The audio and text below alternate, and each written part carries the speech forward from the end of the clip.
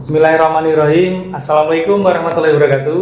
Alhamdulillah teman-teman berjumpa kembali di podcast kita, podcast Iman Insan Mandiri. Alhamdulillah pada kesempatan kali ini kita sudah kedatangan tamu Ibu Dewi selaku manajer SDM di KSPTS BMT Insan Mandiri.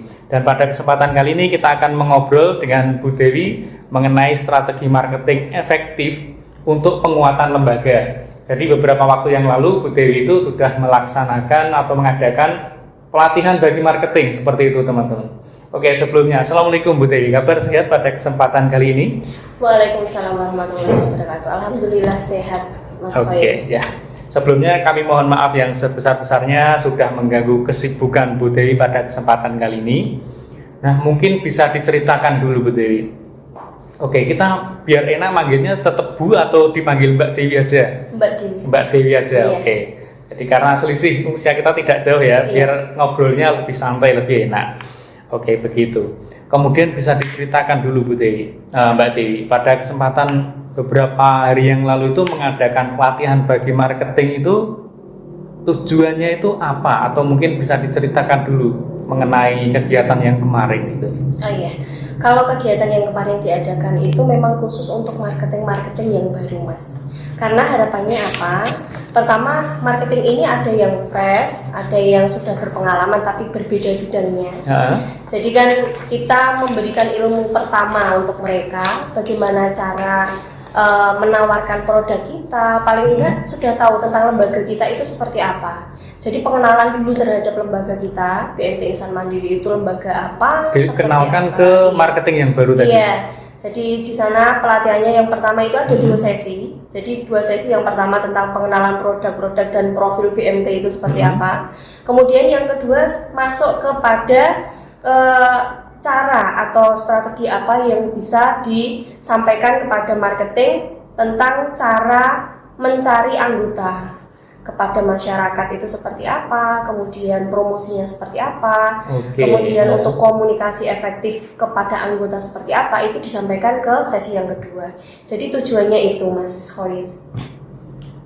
Sebelum jauh, pelaksanaannya kemarin di mana Bu Dewi? Kalau pelaksanaannya karena kita sudah punya aula sendiri, itu kita maksimalkan aula yang di sini. Ya. Jadi aula BMT Insan Mandiri itu sebagai tempat pelatihan marketing kemarin itu, Mas. Oke, jadi bisa dikatakan multifungsi ya, karena aula biasanya bisa dipakai untuk kegiatan banyak hal. Iya. Kemudian itu kan materinya cukup banyak ini Bu Dewi, Mbak Dewi. Ada pembicara dari luar atau pembicara dari internal kita saja untuk pelatihan kemarin? Oh, kalau pembicaranya memang kita maksimalkan yang ada di lembaga kita Mas, karena kan kalau di lembaga kita lebih enak karena memang pelaku di lembaga kita sendiri. Jadi lebih tahu gitu ya? Iya, jadi tentang profil BMT itu kan yang menjelaskan dari pihak kita. Jadi dari kemarin itu pembicaranya ada Pak Agus Suhartono ya, sebagai manajer bisnisnya di BMT Insan Mandiri. Beliau juga sudah lama bekerja di sini, ibaratnya seniornya di sini. Jadi paling enggak profil BMT, produk-produk juga sudah mengetahui semuanya. Jadi itu yang disampaikan kepada peserta pelatihan atau marketing itu ya. Oke, jadi karena memang tujuannya itu lebih mengenalkan para marketing baru tadi kepada lembaga kita. Lembaga kita itu berjalannya seperti apa, secara garis merahnya lah. Ketika mau mengenalkan ke marketing, itu kultur yang ada di dalam BMT itu seperti apa gitu. Jadi ditularkan kepada marketing baru tadi seperti itu Bu Dewi ya. Mbak Dewi. Jadi biar kultur yang ada itu tidak luntur seperti itu mungkin ya. Betul. Kemudian begini Bu Dewi, Mbak Dewi, maaf masih kebiasaan ya Bu Dewi. Jadi gini Mbak Dewi, kan ada banyak materi, ada banyak kegiatan tadi. Kemudian respon atau tanggapan dari para pengurus mungkin, pengurus kita di BMT Insan Mandiri itu akan kegiatan yang kemarin perdana atau bagaimana yang kemarin itu? Atau sudah beberapa kali? Kalau yang kemarin itu sudah beberapa kali sudah diadakan Mas. Karena kan kita banyak anggota baru atau karyawan baru yang masuk. Jadi dulu sudah pernah ada, ini kita adakan lagi dalam rangka memberikan ilmu baru kepada karyawan baru ini. Kalau tanggapan pengurus dan pengawas, alhamdulillah sangat direspon bagus ya Mas. Jadi ketika kita mau mengadakan pelatihan dan lain sebagainya, pengurus pengawas juga sudah ibaratnya memberikan lampu hijau monggo silahkan kalau itu untuk kepentingan lembaga.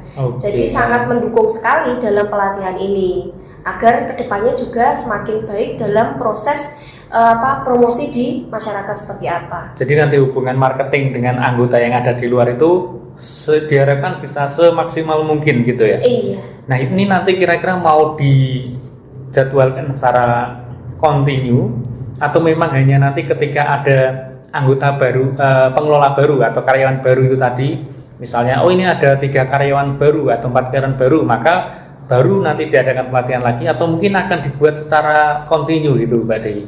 Oh gitu. Kalau untuk pelatihan, alhamdulillah sekarang sudah mulai berjalan, Mas. Jadi kalau untuk pelatihan ini kita melakukannya secara berkala, tergantung kebutuhan juga, kan kebutuhan dari teman-teman yang ada di bagian masing-masing itu seperti apa. Kalau untuk pelatihan yang di internal, ini alhamdulillah yang sudah berjalan kan kemarin ada pelatihan untuk teller juga. Jadi tentang service excellence, kemudian dari marketing juga ada yang tentang NPF juga, ada yang tentang yang terakhir kemarin tentang komunikasi yang efektif seperti apa. Jadi kita sudah berjalan, Mas, untuk pelatihan-pelatihan yang ada di internal.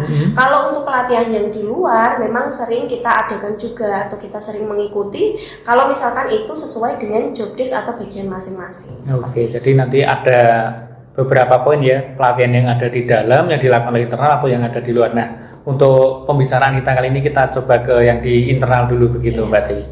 Jadi sebetulnya ada kendala apa? Kok sampai kita itu harus melakukan pelatihan? Pasti ada ya, mungkin ada sesuatu hal yang perlu dibenahi dan sebagainya. Kita yang ingin kita gali itu sespesifik apa permasalahan yang ingin diurai atau diatasi dari pelatihan-pelatihan yang terus diadakan ini tadi? Kalau pelatihan diadakan memang ini sebagai literasi ya, Mas ya. Karena setiap diri atau pribadi itu kan kalau mencari ilmu itu sifatnya terus menerus.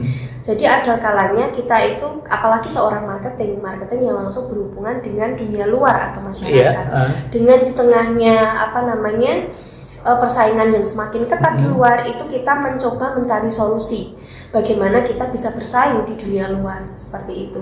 Oke, jadi mungkin apakah pelatihan juga menyerap dari keluhan dari teman-teman marketing yang ada di lapangan, misalnya menyampaikan kepada manajemen ini mereka, Mbak Dewi atau Bu Dewi, kita di lapangan ternyata saingan kita banyak, mereka ngomongnya lebih fasih atau bagaimana, apakah seperti itu juga? Jadi ketika kita mau memberikan pelatihan, kita juga melihat faktor-faktor apa sih yang perlu kita urai di pelatihan berikutnya seperti itu. Jadi dari aspirasi teman-teman seperti itu. Iya, kita juga melihat juga dari itu, Mas. Ketika ada yang ibaratnya memberikan kita saran atau mungkin masukan untuk lembaga seperti apa, mungkin dibutuhkan pelatihan yang seperti ini. Kalau kemarin itu memang untuk pelatihan yang sudah berjalan, itu mengenai penanganan NPF, kita juga mengetahui, Mas, kalau di lembaga kita, lembaga keuangan pasti ada ya nilai kemacetan seperti apa, itu kita juga mendatangkan dari luar yang lebih profesional.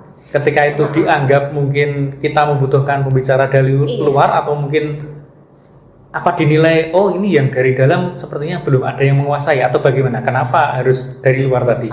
Kalau dari luar itu karena kita itu pengen mencari solusi di tempat lain, Mas. Atau mungkin pengen mencari sudut pandang yang berbeda. Iya, betul. Kalau di lembaga kita mungkin sudah sering kita sampaikan, mungkin dengan solusi ini ternyata memang mungkin masih belum efektif. Makanya kita mendatangkan untuk pembicara dari luar itu, kita bisa melihat sudut pandang dari pengelola dari luar atau mungkin pelaku dari luar. Dari lembaga yang lain maksudnya. Iya, gitu, Mas. Jadi kita juga mencari solusinya bukan dari internal aja, kita juga mencarinya dari eksternal seperti itu. Jadi bagaimana kita melihat, ini ada suatu permasalahan, ternyata kita berikan solusi dari yang biasa kita pakai, ternyata hasilnya masih belum bisa maksimal menurut kita gitu ya. Nah, dari situ dicarikanlah ya narasumber atau orang yang lebih berkompeten dengan harapan nanti masalah-masalah yang ada akan bisa terurai dengan lebih bagus seperti itu lebih maksimal. Kemudian dalam perspektif pengawasan kepada teman-teman marketing, lembaga kita itu bagaimana ketika memberikan pengawasan kepada teman-teman marketing? Apakah kita memberikan pengawasan yang melekat atau yang ketat sebagaimana dilakukan mungkin perbankan seperti itu Mbak Dewi, atau mungkin kita lebih ke sisi humanisnya, jadi kedekatan emosional antara lembaga dengan teman-teman marketing seperti itu. Nah, gitu. Kalau segi pengawasan kita sudah, alhamdulillah juga sudah ada SPI-nya Mas di tempat kita. Selain itu kita juga ada audit secara berkala di kantor masing-masing kantor cabang. Jadi selain itu kalau SPI ini kan kalau apa namanya Mas, pengawasannya berkala Mas. Jadi harapannya kami atau lembaga kita itu dari bagian cabang itu punya aturan sendiri, dalam artian sudah ada SOP, juga harus semuanya itu ikut bertanggung jawab pada satu cabang. Jadi misalkan ada satu yang mungkin agak belak-belok, ini ada yang mengingatkan. Jadi seperti itu Mas, gunanya dari satu tim itu juga harus ada yang saling mengingatkan.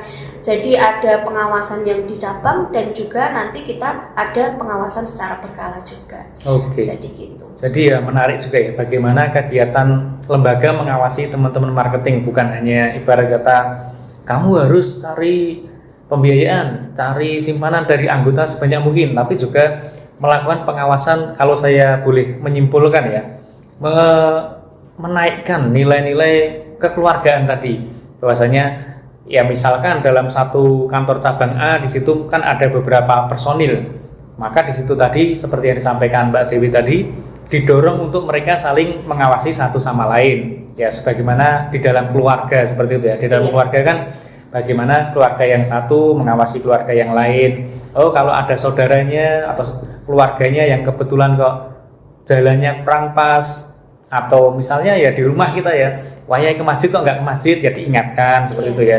Atau mungkin ada yang marketing satu dengan marketing yang lainnya, ini sudah waktunya setoran loh, uang yang dibawa tadi katakanlah jam 2 itu biasanya sudah saatnya setoran, kok belum angsuran, diingatkan juga seperti itu ya. Mungkin dalam konteksnya mengingatkan, oh siapa tahu lupa dan sebagainya. Jadi mungkin di situ akan lebih kuat juga ya ketika kita mengutamakan bagaimana sisi kekeluargaan untuk saling mengawasi tadi. Iya Mas, betul, karena dibutuhkan sisi kedekatan juga. Kalau misalkan memang di lembaga kita sudah ada SOP-nya dan lain sebagainya, tapi ketika yang menyampaikan itu orang terdekatnya, itu pasti akan lebih bisa diterima. Jadi dampaknya akan berbeda ketika ada ikatan emosional tadi ya, itu akan lebih berdampak seperti itu. Kemudian satu pertanyaan lagi Mbak Dewi, bagaimana lembaga kita ini KSP PSBMT Insan Mandiri ini dalam menjaga sisi kesariahannya? Dalam konteksnya yang kita maksud adalah marketing itu ketika melaksanakan di lapangan dan sebagainya itu mereka bisa menjaga sisi kesariahan mereka itu bagaimana, penekanan apa yang dilakukan, apakah kalau di luar ya harus tetap syar'i baik dari ucapan, pakaian atau mungkin tindakan yang lainnya, atau bagaimana menawarkan produk juga harus menggunakan prinsip yang syar'i, atau mungkin bagaimana ada tip atau trik seperti itu yang dilakukan lembaga? Oke, kalau untuk menjaga kesyariahan ini Mas, sebenarnya itu sudah ditanamkan sejak masuk ya, dan di SOP juga sudah ada, di tata tertib kerja juga sudah ada. Kalau di lembaga kita itu memang lembaga yang syariah. Pertama itu berarti dia harus menjaga ini Mas, amanah dan kejujuran dulu. Pertama, amanah dan kejujuran dari marketing atau mungkin pelaku di lembaga kita itu harus benar-benar dijaga. Dari awal sudah ditekankan untuk jadi dari karyawan, ketika karyawan baru sudah mungkin dilakukan seleksi, diamati orangnya atau bagaimana gitu Ibu? Kalau misalkan ini Mas, kalau di lembaga kita tentang rekrutmen ya, itu sudah kita ada wawancara, tes wawancara juga. Jadi ketika di situ kita tahu, oh ini ditekankan di sini, ditekankan di sini. Dari proses seleksi awal juga sudah ditekankan di situ. Oke, berarti dari awal di lembaga kita memang sudah menerapkan bagaimana ya namanya, filtering gitu ya, memfilter untuk karyawan-karyawan yang baru ini yang kira-kira sesuai dengan kriteria kita, baik dari segi skillnya ataupun dari segi kepribadiannya ya. Kalau kepribadian kan pasti nanti juga berkaitan dengan keimanannya mungkin, atau ya keimanan tidak bisa dilihat ya, cuman kan mungkin bisa kita kira-kira, oh orangnya sholat, oh orangnya nada bicaranya itu sopan, lembut dan sebagainya. Seperti itu sudah difilter ya, memang tidak serta-merta kita butuh diterima tidak ya. Oke. Itu selain itu juga ketika berjalannya waktu mungkin sudah mulai promosi di lapangan Mas, itu kita juga harus menjaga komunikasi yang baik dan sopan. Nah ini seperti yang dimasukkan atau yang diberikan dalam pelatihan tadi ya? Iya betul sekali, karena memang komunikasi ini modal utamanya seorang marketing seperti itu. Ketika nanti kita komunikasinya salah, pemahaman masyarakat terhadap kita juga akan berbeda gitu loh. Jadi tujuan kita untuk promosi akan tidak tersampaikan ketika apa yang kita sampaikan itu beda seperti itu. Oke, jadi mengoptimalkan bagaimana marketing berkomunikasi juga ya? Iya. Nah, tadi setelah sisi syariahnya juga sudah kita ulik gitu ya. Kemudian saya ada pertanyaan lagi. Oke, ini kesempatan kali ini kita pakai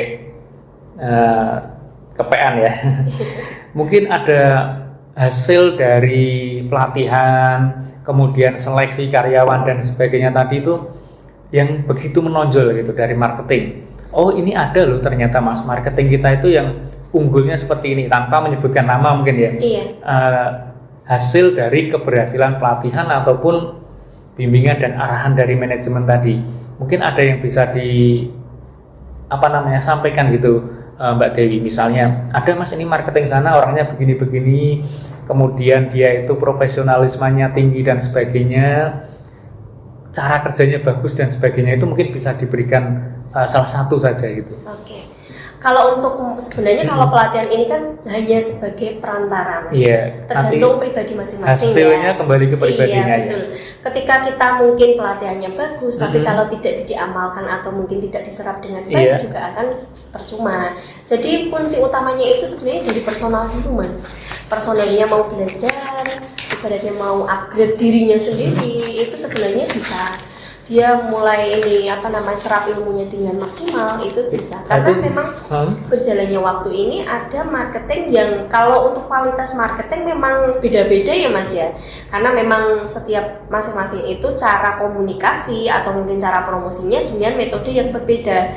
Tapi ada juga yang marketing ini ada yang menonjol ketika dia sudah tahu triknya Mas. Misalkan beliau itu sudah ada kedekatan personal dengan salah satu anggota. Nah ini dia juga tidak menawarkan satu produk saja. Ketika sudah punya produk satu, itu ditawarkan produk yang lain. Nah karena ada kedekatan dulu, otomatis kan ini ada keterbukaan untuk oh iya Mbak, saya butuh produk yang ini. Akhirnya beliau mau ikut gabung di produk yang baru. Seperti itu Mas. Jadi itu salah satu strategi yang mungkin bisa dicoba untuk marketing-marketing yang lain seperti itu. Jadi tadi yang saya maksud, apakah dari pelatihan dan sebagainya tadi itu akan ada berdampak yang besar atau dampak yang tinggi terhadap marketing gitu ya.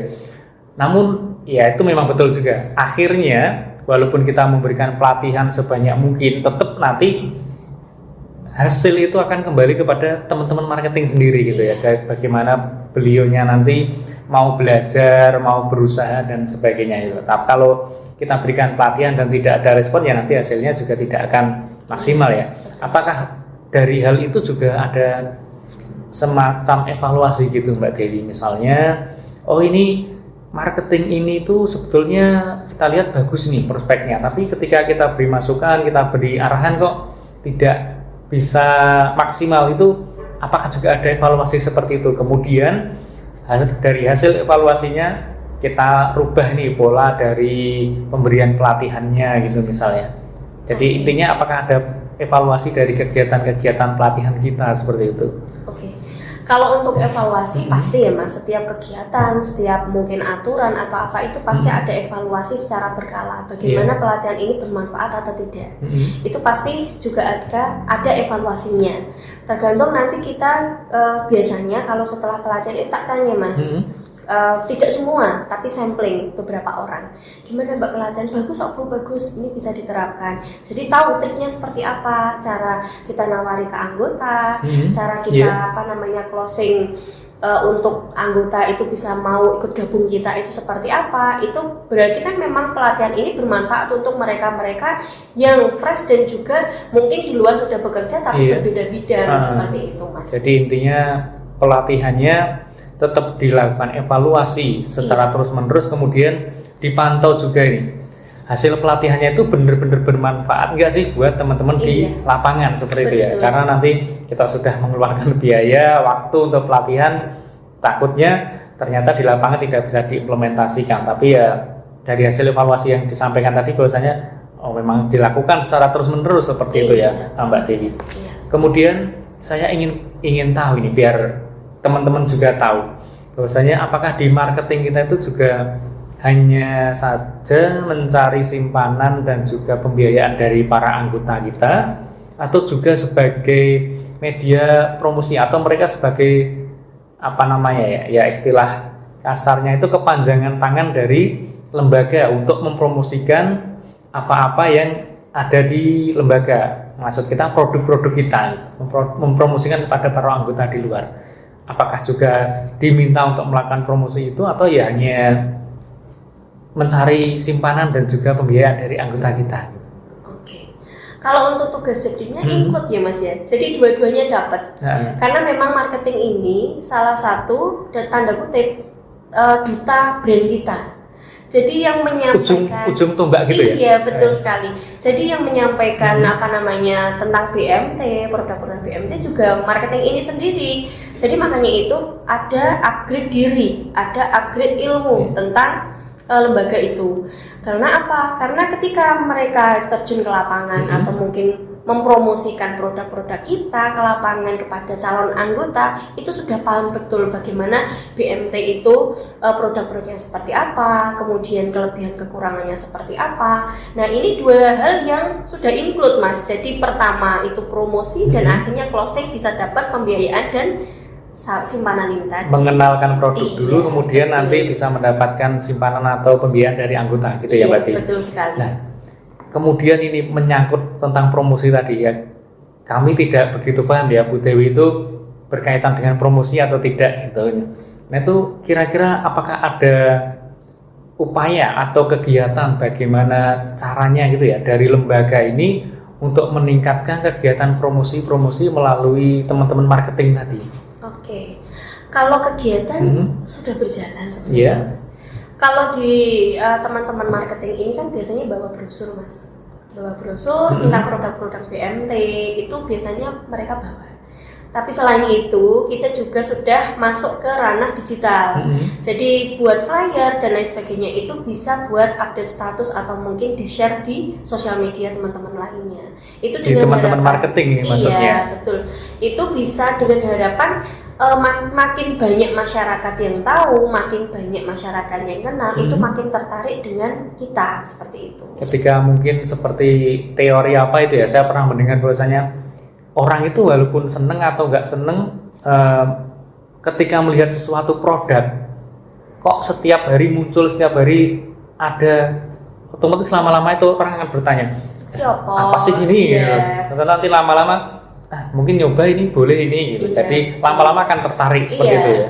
Betul sekali, karena memang pengenalan ini sangat perlu, Mas. Pengenalan awal, promosi, apalagi kalau promosi ini dilakukan kepada orang yang sudah kenal dengan kita, itu akan lebih efektif dibanding kita belum pernah kenal sama sekali. Itu akan lebih sulit. Bukan berarti tidak bisa, tapi memang agak sulit. Betul. Seperti itu. Nah, ini ada pertanyaan yang cukup menarik ini, Mbak Dewi.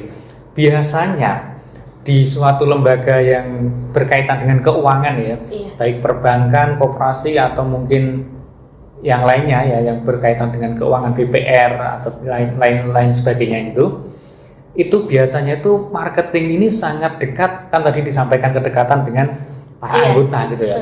Karena saking dekatnya mungkin setiap hari ketemu, mengambil simpanannya atau mengambil uangnya gitu ya untuk disimpan atau ditabung, otomatis mereka itu akan terjalin komunikasi dan rasa emosional yang kuat di antara marketing dengan anggota.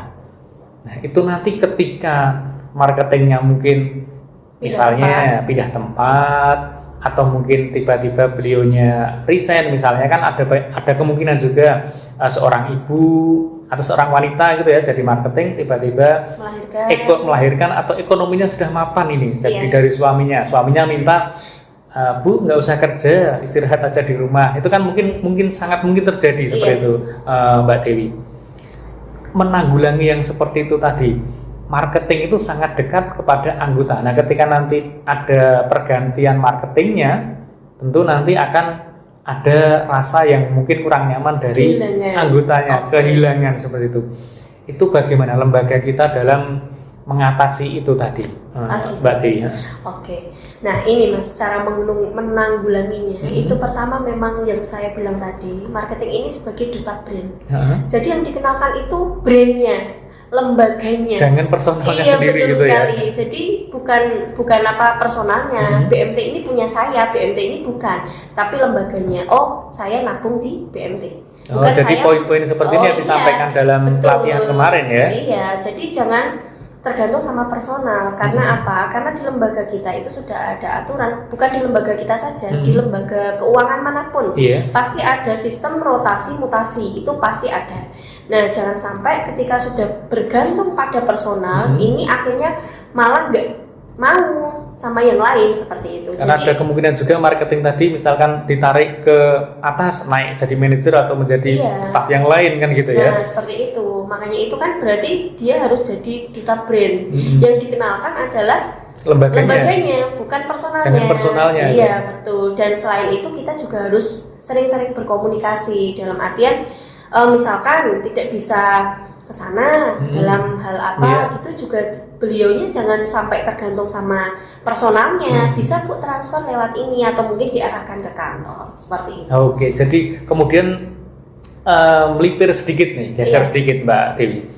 Bagaimana pengawasan tadi ya? Kan tadi ada pengawasan syariah, kita tarik ke belakang sedikit tadi ada pengawasan bagaimana teman-teman marketing gitu. Saya juga melihat bahwasanya beberapa marketing kita ya hampir semua lah katakanlah itu sudah pakai aplikasi mobile yang dipakai untuk menginput simpanan ataupun setoran dari anggota seperti itu. Iya.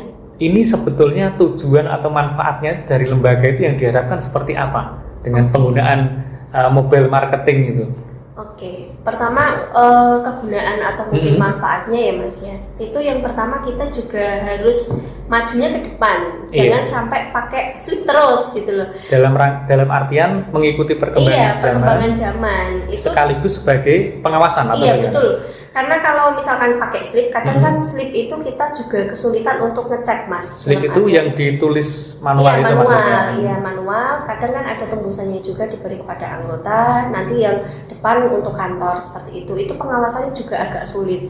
Karena ketika nanti ada yang hilang dan lain sebagainya, itu juga tidak bisa terdeteksi secara maksimal. Human errornya pun juga tinggi semakin banyak itu. Kalau misalkan lewat Rowasia atau yang aplikasi mobile yang kita gunakan ini Mas, ini bisa kita ngecek anggota ini yang diinput oleh marketing A itu jumlahnya berapa, nominalnya berapa, nanti disetor ke teller sesuai dengan nominal yang di aplikasi tadi. Jadi inputannya tadi real time gitu ya. Iya, betul. Teman-teman di lapangan menginput sejumlah nominal uang, disimpan otomatis akan langsung tersinkron kepada sistem kita gitu ya. Dari nanti teller yang ada di kantor ataupun teman-teman yang ada di kantor semua juga bisa langsung memantau gitu ya. Iya, betul sekali. Jadi itu salah satu pengawasan juga ya. Iya.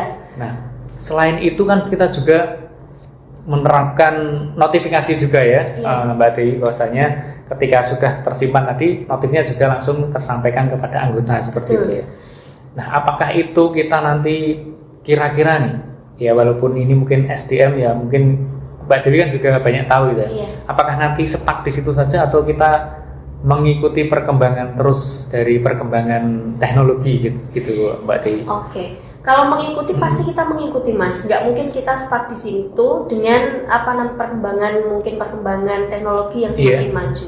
Karena memang untuk yang ini Mas, notifikasi dan juga input mobile ini adalah salah satu kelebihan kita juga. Karena anggota ini pertama juga dapat manfaatnya, ketika nabung langsung dapat notifikasi, saldo saya sekian. Jadi langsung merasa tenang gitu ya. Betul sekali. Uangnya itu tidak dilarikan oleh oknum, tapi sudah tercatat di pembukuan dari kantor seperti itu ya. Makanya catatannya kenapa harus ada WA notifikasi itu juga WA-nya dari anggota juga harus dimasukkan, itu didaftarkan ya. Iya, didaftarkan sistem lewat kita. Itu Mas. Jadi itu salah satu bagaimana lembaga itu memberikan pengawasan terhadap marketing tadi ya. Selain dari pengawasan secara sisi syariahnya, juga bagaimana pengawasan terhadap kinerja dari marketingnya seperti itu ya Mbak Dewi. Jadi selain memberikan pengawasan terhadap marketing, otomatis akan berdampak terhadap kenyamanan anggota dalam baik melakukan simpanan ataupun setoran terhadap angsurannya seperti itu ya. Oke, mungkin sebelum kita lanjutkan ke pertanyaan yang lain, atau ini sudah cukup panjang juga ini untuk durasinya, saya ingin tahu nih apa sebetulnya pesan dari Mbak Dewi untuk teman-teman marketing dalam rangka memberikan semangat dalam memperkenalkan lembaga ini ke publik tadi. Harapan dari Mbak Dewi atau lembaga, katakanlah seperti itu, harapan yang sangat mendasar kepada, atau mungkin yang diberikan kepada marketing ini, teman-teman marketing tolong dong dengan lembaga, dengan anggota itu seperti apa, sedekat apa atau sesemangat apa gitu sebetulnya. Gitu. Kalau untuk harapannya, tetap harapan kita ya sesuai dengan ini Mas, aturan atau rule-nya BMT ya. Karena mungkin harapannya di tengah persaingan yang semakin ketat ini, tetap kita berusaha, pertama tetap sebar brosur, promosi sebanyak-banyaknya juga, karena memang itu menjadi modal utamanya seorang marketing ya. Dan itu sebagai ujung tombak lembaga seperti itu ya. Kemudian yang kedua, tingkatkan skill komunikasinya. Jadi ketika mungkin masih minder komunikasi di depan banyak orang, bisa latihan dulu di depan cermin mungkin, atau latihan bicara ya. Iya, latihan bicara, karena memang kita itu dituntut kalau di lapangan Mas, itu kan memang harus komunikasinya yang aktif, bukan pasif, malah bukan menjadi pendengar saja. Iya, betul sekali. Jadi kita yang harus aktif. Itu. Kemudian yang ketiga, ketika kita sudah mendapatkan anggota, itu juga harus dijaga pelayanannya. Karena memang kalau lembaga kita atau lembaga BMT Insan Mandiri ini adalah menjualnya jasa Mas. Nah, jadi harus tingkatkan pelayanannya juga. Jadi ketika pelayanannya mungkin kita itu sudah mulai ngelokro dalam artian kepada anggota, kita tingkatkan lagi. Oh, mungkin kita butuh ini untuk anggota itu biar semakin dekat dan percaya sama lembaga kita. Oke. Gitu, Mas. Jadi ada harapan yang begitu besar ini kalau saya simpulkan gitu ya Mbak Dewi. Bahwasanya dari lembaga itu sangat berharap besar kepada teman-teman marketing gitu ya. Karena mereka selaku ujung tombak, mereka yang berjuang di lapangan gitu ya. Bagaimana menerobos panas dan hujan, kemudian lebatnya hutan yang ada di luar sana gitu ya, bagaimana membuka hutan atau membuka jaringan dan sebagainya, itu memang sangat diharapkan dan sangat diinginkan oleh lembaga untuk mereka itu terus mengupdate kemampuan, mengupdate skillnya gitu ya. Iya. Di tengah dari gempuran pesaing-pesaing ataupun juga dari gempuran dari rasa malas, rasa minder dan sebagainya tadi seperti itu. Nah ini saya ingin satu closing statement lagi dari Mbak Dewi sebelum kita akhiri podcast kita. Saya ingin minta tolong nih kepada Mbak Dewi untuk disampaikan kepada teman-teman podcast Iman yang menyimak ini, atas seberapa penting atau seberapa manfaat sih pelatihan yang dilakukan oleh tim di BMT tadi kepada marketing, itu dampaknya ke luar atau ke anggota itu seberapa penting atau seberapa manfaat gitu. Biar teman-teman di luar itu tahu, oh di BMT itu ada pelatihan seperti itu loh, nanti dampaknya itu ke depan adalah untuk kita sebagai anggota di luar itu akan merasakan dampaknya seperti itu. Oke. Nih, kalau untuk dampak dari pelatihan kemarin itu Mas, ya memang untuk kita sebagai sarana untuk meningkatkan skill dari teman-teman di marketing, itu juga akan berdampak kepada masyarakat nih, karena kita juga butuh banyak promosi dan brand di tengah ukuran pesatnya pesaing dan banyaknya BMT yang ngapunten baru bermasalah. Iya. Nah, ini kita juga harus semakin banyak promosi kalau misalkan BMT kita itu insya Allah aman. Iya. Dan juga sudah ada pengawasan tersendiri di situ. Dan untuk teman-teman marketing juga saling menjaga, dalam artian saling menjaga satu sama lain.